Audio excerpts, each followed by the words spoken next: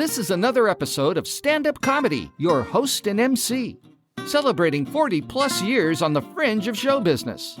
Stories, interviews, and comedy sets from the famous and not so famous.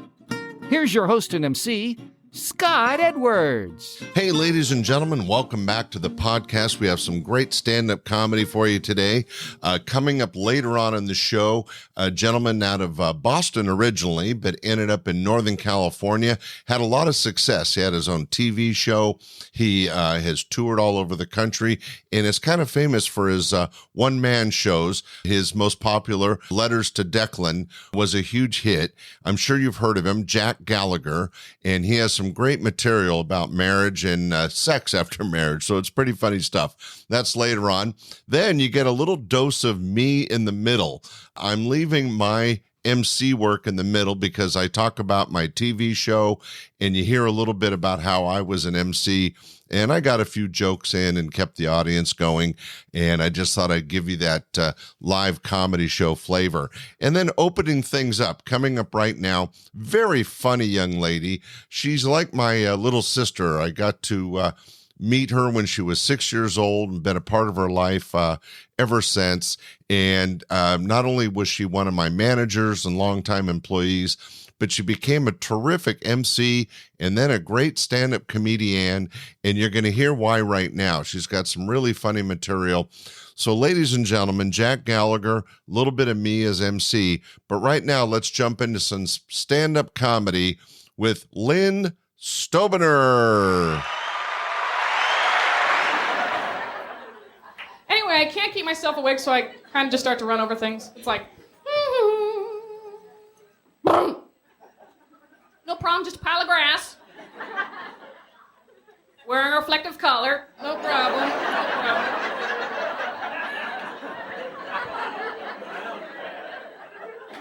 Oops.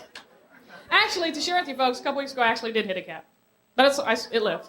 I saw it scurry to the side. I thought it was a scurry. But you know, I'm sorry. It wanted to die. It wanted to commit some sort of kitty suicide because it saw me coming. It lunged its body under my front tires.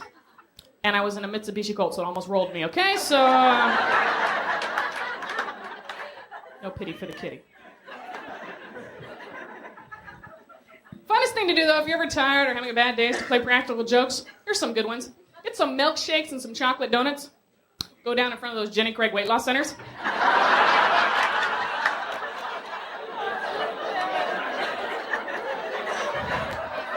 Just wait for them to come out. Want a bite? Nutrisystem let you. Either that or next time, right before you go into your dentist's office, eat a bunch of Oreos.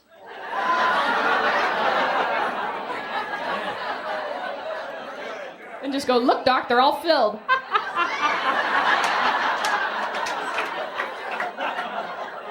I'll still take the gas.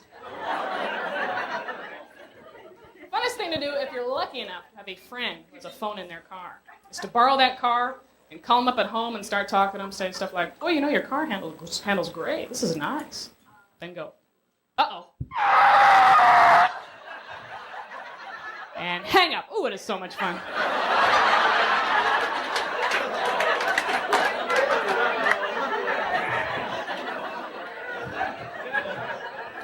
You gotta live.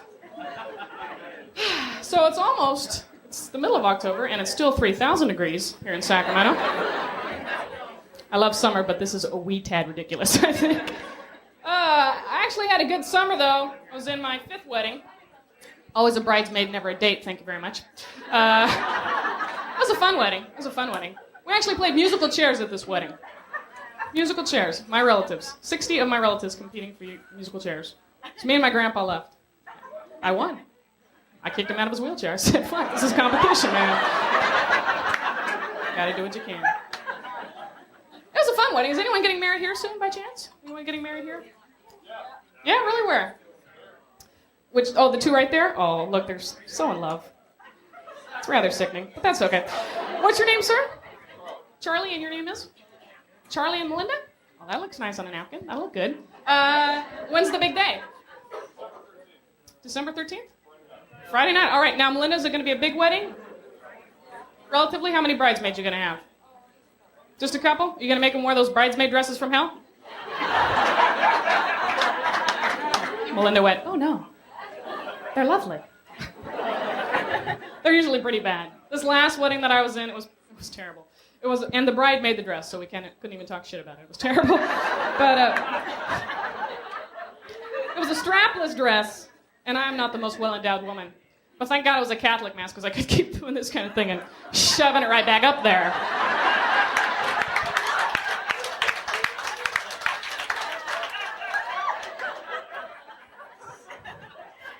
True story. And then I went to a tanning salon to even up my tan, because I had a tan line. And I think I went to the wrong tanning parlor, because they actually sold microwave popcorn in the display.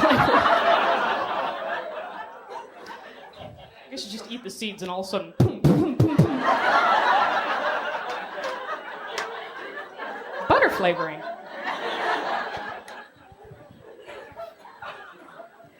But it was a good summer. Did a little bit of water skiing. I love the water skiing. So much fun. So much fun, except when you're skiing and you fall and you forget to drop that rope. River enema. Yeah, it's like root beer up the nose but backwards. You know what I'm saying?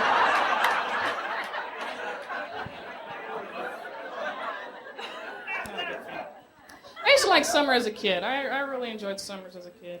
I love swimming, playing in the pool. Even though I hated that game Marco Polo, I was the kid that was always it.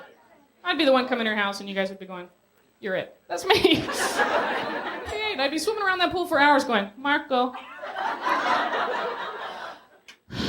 Marco. I'm so fucking lonely. Marco. Hitting myself on the side of the pool. Marco. Oh, this is fun. Meanwhile, my brothers and sisters had left the pool. They're inside drinking beer with speakers wide outside going, what an idiot! Polo!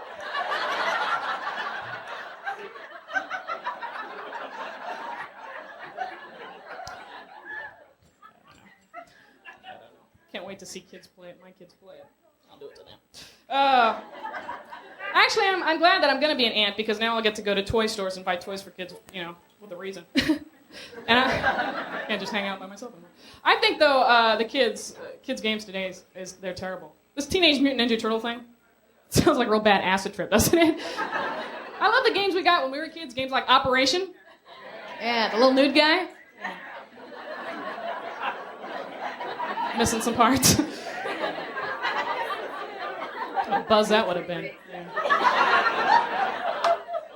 Twister was a fun game, too. You guys remember that? Yeah. My sister actually lost her virginity in that game.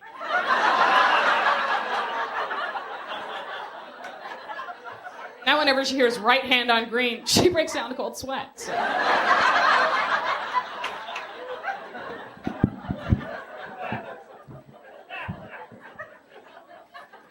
I couldn't believe I was in the store the other day, and they have Barbie dolls for everything.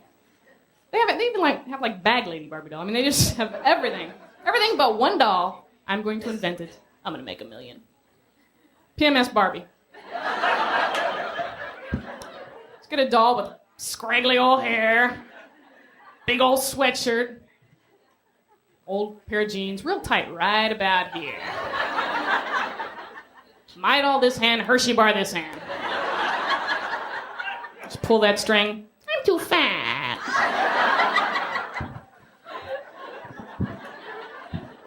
Millions. Actually, I gotta get out of here. I had a fun day today. I played tennis with my friend who's a boy, because he's a dick and he won't be my boyfriend. But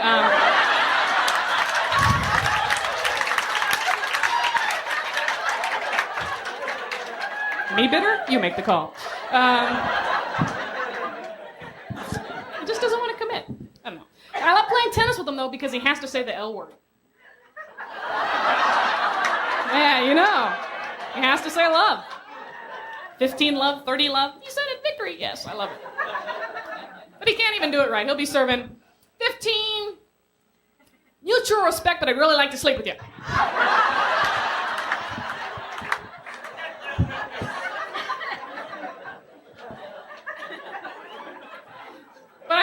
he almost has me talked into this. The bungee jumping.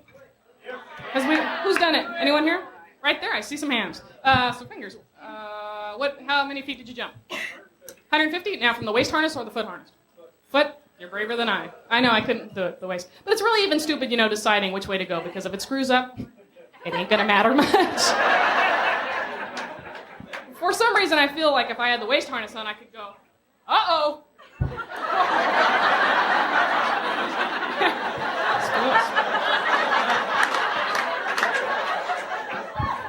I'd have no vertebrae, but I'd be happy. I've heard of one company that does it from the neck, but I don't think that's good. I think I could do the bungee jumping. Could not be the first one of the day, though. Just in case they mismeasured. Shit!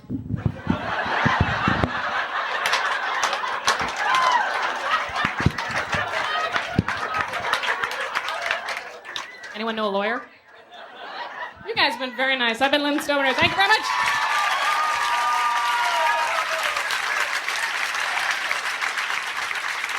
Lynn Stobebner! Funny young lady from right here in the Big Tomato. We're very proud of Lynn. Keep an eye out for her, by the way, on a new television show. How many people, by applause, have seen this really hot new show called Laughs Unlimited, almost live? What? Yeah, okay. It's doing very well.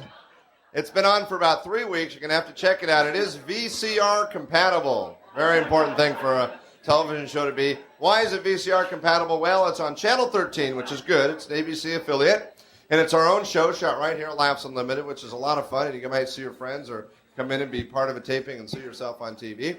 But it is Sunday nights, 12:30 right now. So, that's a good time to, set your VCR and then go to bed and watch it in the morning. It'll crack you up. So Laughs Unlimited, almost live, shot right here at the club. And Lynn recently did the show. Keep an eye out for her. Also, it's soon to be seen on Saturdays, too. So keep an eye out for it. It's a really fun show. And next Wednesday night, we're going to be doing another taping, which means that if you want to be a part of a TV show or see how one's done, call after Monday, make reservations, come on down to a discounted show where you get to see a lot of different comics and how a television show is made. We'll be taping live, almost, Wednesday night for the new show, Laughs Unlimited, almost live on Channel 13. This is a major plug, so we hope you watch it. Anyway, also, next week, another great show coming to Laughs Unlimited from Los Angeles. The very funny Mike Larson will be here at Laughs Unlimited. And a gentleman that got his start right here in Sacramento has now gone into fame and fortune in comedy. Carlos Alazraqui will be here next week. Two very hot comics. You'll get a chance to come in and check them out. This particular show will be here through Sunday night. We're almost sold out for Sunday, but not quite. Have your friends call for reservations. If you have a good time, be sure to let them know. And, of course, if you don't, pretty much do us a favor and keep your mouth shut. Thank you. Now, at the end of the show tonight, this back door will be blocked by all the people for the next show, so your only exit is up these stairs to your left. That's the only way out at the end of the show. Once you get upstairs, you can't go down the hall to the right. That's where the bathrooms are. The Small Bladder Club will be meeting there after the show. If you make a left, you can go right into Old Sacramento. There's lots to do in Old Sac tonight. If you're not interested in any of that, right upstairs, we have the Magic Hat Bar, where we'll have the comics upstairs after the show. Also, discount cocktails. $1 all drinks, $1 wine, and $1 draft beers for a half hour after the show, or 30 minutes, your choice. If you're from Davis, we'll get you calculators to figure that out. People from Rio Linda, that's... I wouldn't want to miss out on a cheap beer. Also, besides the discount drinks, Andrew, are you going to be up there with the 2030 Club? Andy said he'd be buying drinks upstairs after the show, so keep an eye for him right over there and listen to Cahill Radio and hear all about it. Also, ladies and gentlemen, we have 60s music and videos upstairs, and for those of you that have a little bit too much to drink, free coffee upstairs. As much as you like to make sure you're wide awake, drunks, for that drive home. It's very important. Remember our motto here at the club, drink up as much as you can and drive home real fast. And I'm talking about the coffee, of course, the coffee. And use the sidewalks. There's a lot less to hit. But anyway, free coffee, discount drinks, all upstairs in the Magic Hat. We hope to see you up there. Right now, we're going to bring up our headliner. You guys ready for more comedy?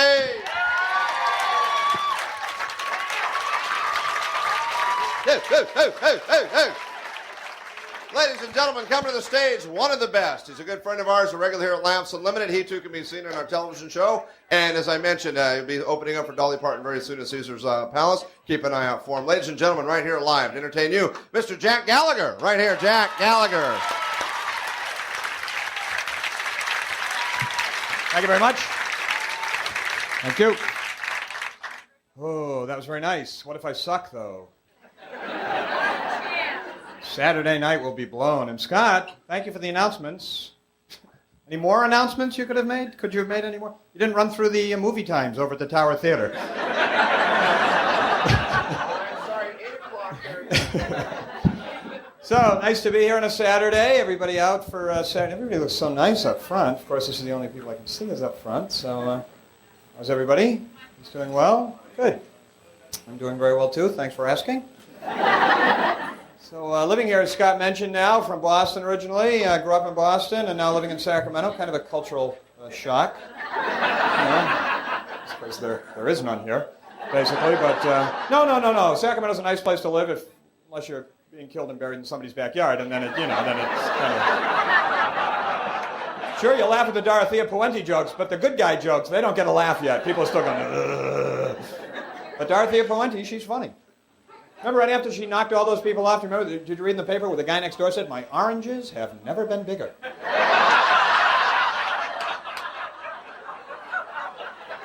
He actually said that. The biggest oranges I've ever grown. I was wondering why. Well, enjoy those at breakfast there, Sparky. That ought to be great. It's got to have a bitter aftertaste to them, don't they?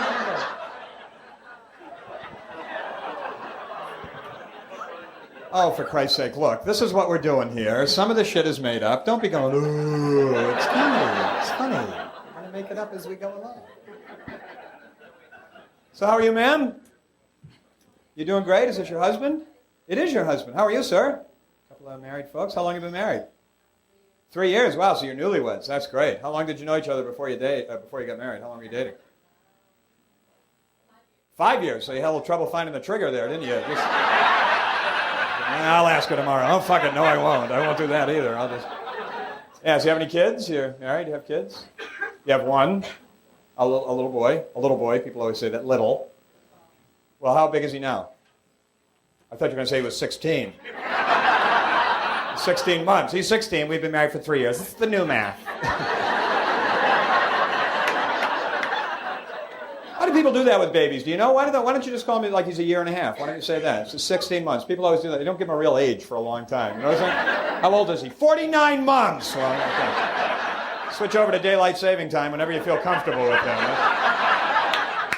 Gonna keep him for a while? The little boy's healthy. Yeah. My wife, as Scott mentioned, just had a baby on Sunday. So, well, thank you, ma'am. That's very nice of you. Thank you very much. The goofiest thing about that was that when she was pregnant, people would say to me, "What do you want, little boy, little girl?" They'd always preface it with little. Little. No, we want something huge. We want to give birth to a 45-year-old plumber named Russ. That's what we want. Now, we want some guy with a hard hat and a fucking thermos coming out of there. Oh, it's all wet in there. I'm all wrinkled up. Look at me. And the other thing people said was, "When'd she do?" October. Hey, I know somebody born in October. Well, imagine that, Mr. Popularity. 5 billion people in the world, 12 months. What are the fucking odds? You'd know somebody. Boy, I'd hate to have your Christmas list, I'll tell you.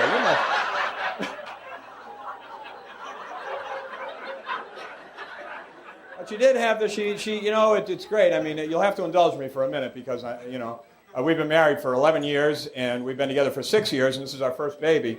It is. We've been together 16, so. We waited a long time. We waited to have kids because we didn't want people to, think we had to get married. People will talk. We were adamant, both of us, I shouldn't say she. We were both adamant about not having kids for a really long time, for several reasons that we'll get into a little later, but we didn't want them, so we tried really hard not to have them, and we didn't have them. Then when she decided we wanted them, or we decided we wanted them, she was trying just as hard to have them. You know what I'm talking about? We had charts up on the wall. We had flow periods. We knew when to come and when not to come to the house. You know what I'm saying? It was like Desert Storm. She's saying, we're going to start here. I want you to move down through here. Go by the clown. I will meet you here. You know, and when the spontaneity is kind of taken out of it, you know what I mean? You know, when she says, I'll see you at 4 o'clock. It's like, well, okay, I'll try and be there. You know, it's not very exciting. She's standing outside the room at 4:45 with a compass, a map, and a miner's helmet, you know. Let's go! Okay. So then, before she's 2 weeks late. She was 2 weeks late with this baby. And my wife's a rather small woman. She's about that big. She's only like 5'2" or 5'3", and so she was big, and they kept thinking, well, you know, I don't know anything about this because this is my first kid, but they're saying, well, the baby, we have to check him. You know, it might be, you know, overdone. You don't want to, you know. Which would be fine to me, because I'll tell you something, man. People always say, aren't babies cute? They're the ugliest looking things. They are. When that kid first came out, I was happy, but he was ugly. He's all wrinkled and shit. He looks like he's not done, you know. He looks like he needs about 3 more hours at 4:50, you know. Just coming out there. Now, he looks great now. I walk by him now and go, you're one good-looking fucking kid, I'm telling you. But at first, even Gene said to me, I can't decide if he's cute or not. Of course he's not cute. Look at him. He's all wrinkled up. He looks like he's been scuba diving without gear, you know. He looks like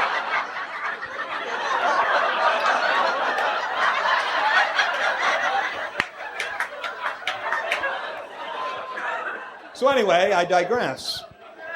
He's 2 weeks late.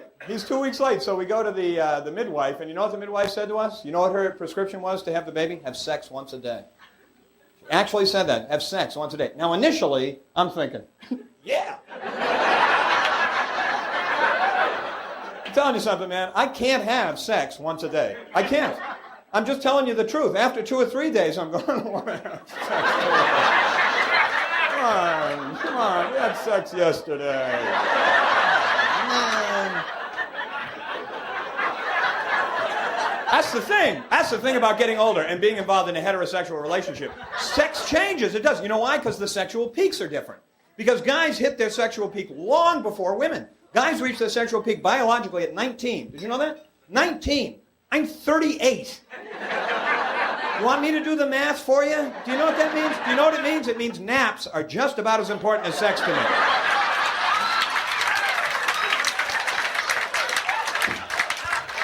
I'm not saying I don't like sex.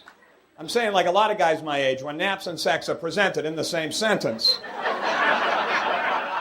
it can be a tough call to make. Want to make love or take a nap?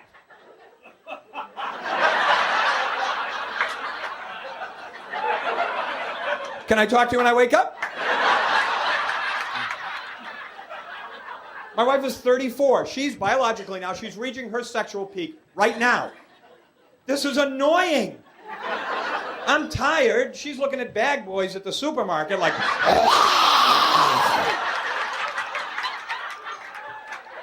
It's scary to have her that much more excited about something she was already pretty goddamn excited about. And guys don't like to talk about this stuff. See, guys, you don't know if it's you or if it's all guys, because guys don't like to talk to other guys about sex because you're afraid you'll come out looking inadequate. Women don't give a shit. Women talk to other women about it constantly. They can know another woman 5 minutes, and they're saying, does he give you orgasms? I can tell he did by looking at you. I haven't had an orgasm since 1974. I'm due. You get two guys, even the best of friends, in a bathroom together somewhere in a public place. Hey, man, do you have orgasm? Hey, shut up! What the fuck are you doing, man? Talking to me like that? Shit!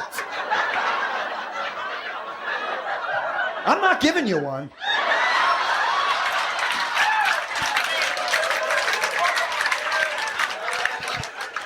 So you just kind of muddle along on your own, hoping everything's going the way it should go. But it scares you. I mean, my wife, who has always been kind of an excitable person, I love her, and she hates me talking about this, but, you know, I'm making a living. Suddenly she's like that much more excited. You know, suddenly she's got the sexual turbo option. You know what I mean? You'll be making the normal love, and then... I tell you, man, it scares the hell out of you to wake up at 3:30 in the morning with her on top of you. What?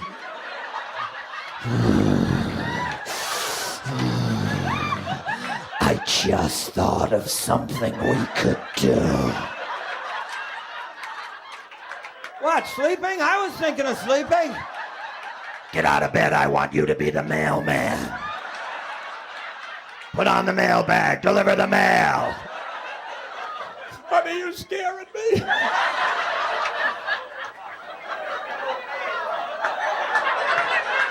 Don't encourage me. Don't encourage me. Then after a while, women get to this point, they're insatiable. The word quit should be invoked at some point. I'll tell you something. Again, guys don't talk about this, but I'll tell you something every guy in this room hates without talking to any of them. I'll tell you what they hate, because I hate it. When you've been making love, and you're done, you're through. You're all finished. And you think you've done a nice job. You think everybody in the room's happy. And you get this. Let's do it again. Who you talking to? I'm talking to you, let's do it again. No, you don't understand. I'm done. Thanks for helping, though. That was real nice. Well, I'm not done. Well, finish up quietly. I don't know. Some of us are trying to sleep over here. Come on. Oh, man, guys are the worst. When it's over, the romance dies with everything else. It's like, get away, move over. I just want to hug you. You're all sweaty, for Christ's sake. Come on, you're hugging me.